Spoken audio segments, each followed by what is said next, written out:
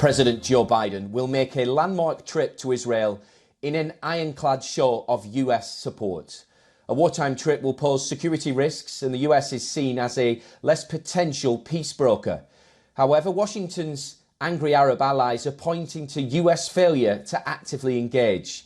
Analysts say the war is tilting the global balance of power in favour of Russia and China. Here's a look at Israel-Hamas military balance and the key questions surrounding Biden's visit. Well, Biden will hold talks with the Prime Minister Benjamin Netanyahu and will make clear Tel Aviv has the right to defend itself. The visit will also seek to avert a regional conflagration with Hamas-backer Iran, which has warned of possible preemptive action against Israel in the coming hours. Repeated fire in recent days along Israel's northern border with Lebanon has claimed the lives on both sides and compounded fears of a regional spillover of the war. Biden's visit also comes amid frantic diplomatic efforts to ease the deepening humanitarian crisis in Gaza after waves of Israeli retaliatory airstrikes. The timing of the US president's visit is highly sensitive. Israel is gearing up for a ground invasion of Gaza and pummeling it with air and artillery strikes. And then there are security risks. The US Secretary of State Antony Blinken was taken to a bunker after air raid sirens went off as he visited Netanyahu in Jerusalem on Monday. After Israel, Biden will travel to Jordan, where he will meet King Abdullah II, Palestinian leader Mahmoud Abbas and Egyptian President Abdel Fattah el-Sisi. Biden's response is being closely watched at home ahead of next year's US election, where Republicans accuse the Democrat president of being soft on Iran.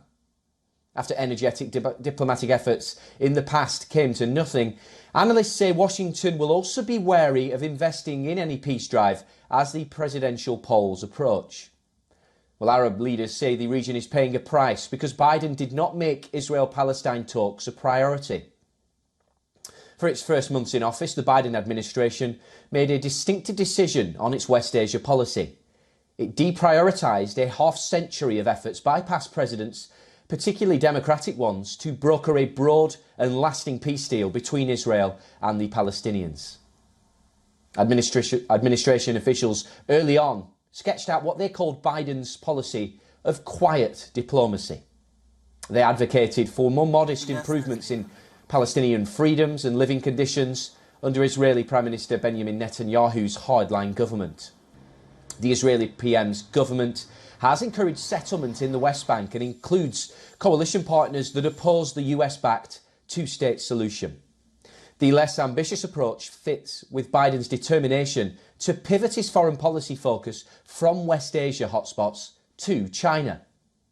But the long-term risk of sidelining the Israeli-Palestinian conflict exploded back into view with the Hamas attack on Israel and Tel Aviv's heady bombardment of Gaza. For Biden, walking away with a deal on containing the regional crisis is crucial. The war is also proving a boon for America's main geopolitical rivals. China, Russia and Iran have long sought to undermine the US-backed international system and are now taking advantage of America's distraction. Pointing at the mounting Palestinian deaths, Moscow is revelling in what it calls the hypocrisy of Western governments. China too has embraced the Palestinian cause in a way that it's not done in decades. Its one cordial ties with Israel are reportedly in tatters. The United States is surging assistance for Israel, including missiles for its Iron Dome interceptor system, after ordering its largest aircraft carrier to move closer to Israel. Washington deployed a second aircraft carrier. The US is also deploying hostage experts to Israel. The commander of the US Central Command is in Tel Aviv. He said, and I quote, "I'm here to ensure Israel has what it needs, and I'm focused on other parties expanding the conflict." For Hamas, it is a hugely asymmetric struggle. There is a moment when Hamas will need to find a way out, including for the sake of its own population, who will pay the highest price. Israel is one of the best resourced militaries in the world, hugely supported by Washington. Hamas and other Palestinian groups in the Gaza Strip have a variety of homemade or smuggled rockets at their disposal to use against Israel.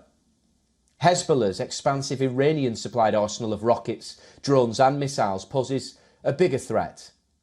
Hezbollah can rain fire on targets throughout Israel, including with far more advanced and hard-hitting weaponry than what Hamas has been able to muster.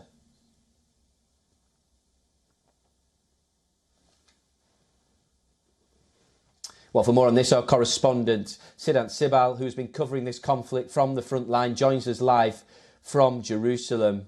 Siddhant, a hugely symbolic visit by Joe Biden, but of course America supporting Israel, but of course wanting them to act proportionately and within the remits of what's allowed during war times.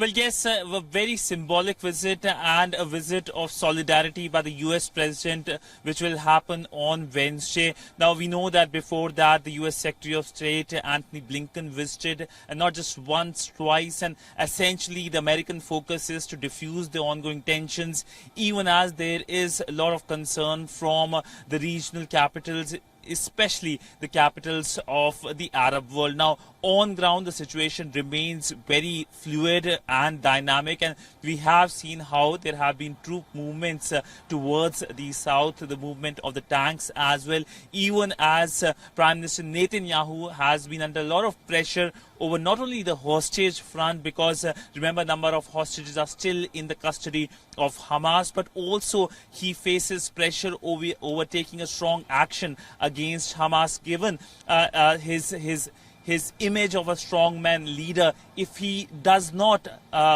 takes a strong action, it will be a political death for Netanyahu. So a lot of situations both internally and externally. How Prime Minister Netanyahu handles it is something that will be closely watched, and whether the Israelis will be launching a ground offensive, because it looks like a lull phase has started, even though the Israeli side is targeting the Hamas hideouts in Gaza. It is the humanitarian situation of the people in Gaza that has been a major concern, not only in the region but across the world as well.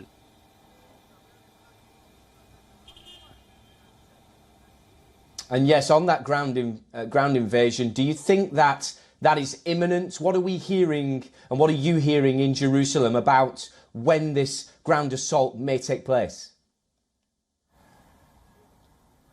Well, from the view on the ground, while there is palpable anger and tension on the ground and the worry over hostages, it looks like the ground invasion is something that is on the table, but is not likely to happen very soon, primarily because of what is happening in terms of the American shuttle diplomacy, Antony Blinken visiting many capitals in the region, and now, of course, the US president himself traveling to Israel. There are other leaders who are planning to visit Israel, European leaders. Many of the European leaders have already visited Israel in a show of solidarity. So it looks like they're trying to soothe the tensions, but for Netanyahu, it is a matter of political survivability, and for him, he has to take some kind of action. So will he take a ground offensive and face an international pressure, or will he stay away from that and face a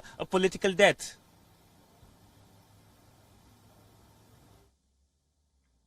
Siddhant Sibal, our correspondent live in Jerusalem, many thanks there.